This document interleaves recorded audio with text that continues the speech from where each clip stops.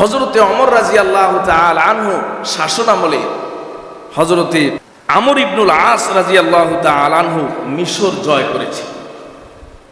মিশর বিজেতা হযরতে আমর ইবনুল আস রাদিয়াল্লাহু তাআলা আনহুকে ওমর ইবনুল খাত্তাব রাদিয়াল্লাহু তাআলা আনহু ওই সময়ের মিশরের গভর্নর বানিয়েছিলেন। তিনি এসে মিশরে দেখলেন যে বছরের একটা সময় নীল নদে পানি শুকিয়ে যায়, আর মানুষ এক কুসংস্কারের মধ্যে নিমজ্জিত। মানুষ মনে করে যে এই নদে নির্দিষ্ট একটা সময়ে, নির্দিষ্ট একটি মাসে যদি একজন নারীকে বলি দেওয়া হয়, হত্যা করা হয়, তাহলে এখানে পানি আসে। হাদিস শরীফের মধ্যে এসেছে অনেক সময় বান্দাকে আল্লাহ তাআলা পরীক্ষা করেন বান্দার ধারণা অনুযায়ী। বান্দা যদি মনে করে যে আমার এই ব্যবস্থাটা, এই বিষয়টা, এই জিনিসটা এভাবে সমাধান হবে, আল্লাহ অনেক সময় তার বিশ্বাস এবং তার ধারণা অনুযায়ী ফয়সালা করে দেন।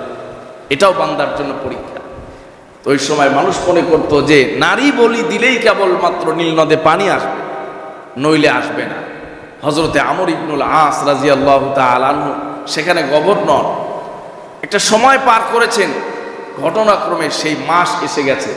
এখন পুরা মিশরের যত কৃষি জমি আছে, সব কৃষি জমিতে এই নদী থেকে পানি সরবরাহ করা হয়।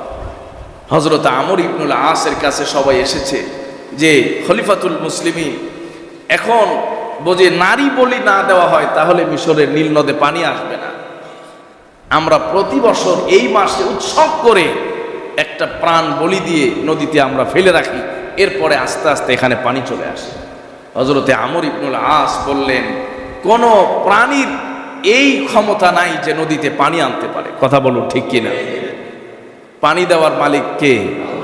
বৃষ্টি দেওয়ার মালিক কে? আবার বৃষ্টি বন্ধ করার মালিকও তিনি। হযরতে আমর ইবনুল আস বললেন যে আমিরুল মুমিনিনের সাথে কথা না বলে আমি বিষয়ে সিদ্ধান্ত দিতে পারি না, কারণ আমি দেখছি এখানে স্পষ্ট একটি শিরক, আর এই শিরকের অনুমোদন আমি দিতে পারি না। হযরতে আমর ইবনুল আস চিঠি লিখলেন আমিরুল মুমিনিনের কাছে। আমিরুল মুমিনিন হযরতে ওমর ইবনুল খাত্তাব রাদিয়াল্লাহু তাআলা আনহু চিঠি পাওয়ার পরে উত্তর করলেন, ছোট্ট একটা চিরকুট লিখে পাঠিয়ে দিলেন। ওই চিরকুটের মধ্যে হযরতে আমিরুল মুমিনিন ওমর ইবনুল খাত্তাব নদীকে সম্বোধন করে চিঠি লিখেছেন। পৃথিবীর কোনো মানুষকে সম্বোধন করে লেখেন নাই, পৃথিবীর কোনো ব্যক্তিকে সম্বোধন করে লেখেন নাই, বরং তিনি সরাসরি নদীকে লক্ষ্য করে চিঠি লিখেছেন। এ নদী, যদি তুমি আমার রবের আদেশে প্রবাহিত হয়ে থাকো তাহলে তোমার মধ্যে পানি চলে আসবে, আর যদি তুমি গায়রুল্লাহর নামে প্রবাহিত হও, অন্য কোনো দেবদেবীর নামে প্রবাহিত হয়ে থাকো, তাহলে তোমার পানির প্রয়োজন নাই। কারণ এই নদের পানি ছাড়াও আল্লাহ সুবহানাহু ওয়া তাআলা এই মিশরের মানুষকে বাঁচাতে পারেন। হযরতে আমিরুল মুমিনিন যখন চিঠিটি প্রেরণ করেছেন, হযরতে আমর ইবনুল আস রাদিয়াল্লাহু তাআলা আনহুর কাছে চিঠি চলে আসলো।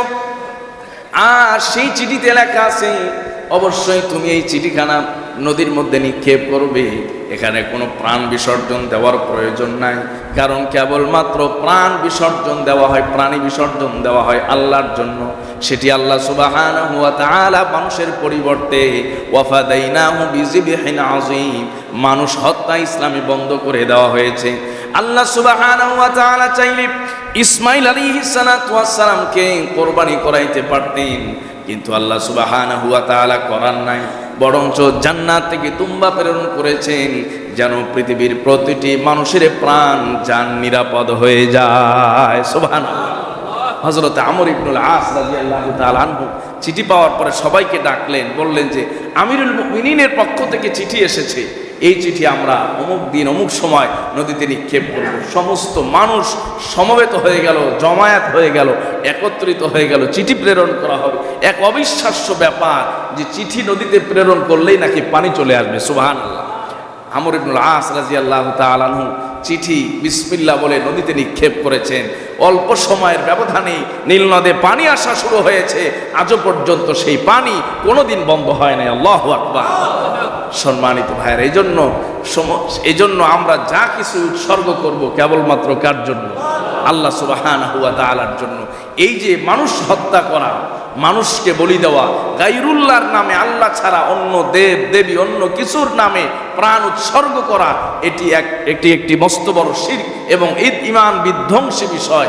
একজন ইমানদারের দ্বারা এটি কখনোই হতে পারে না।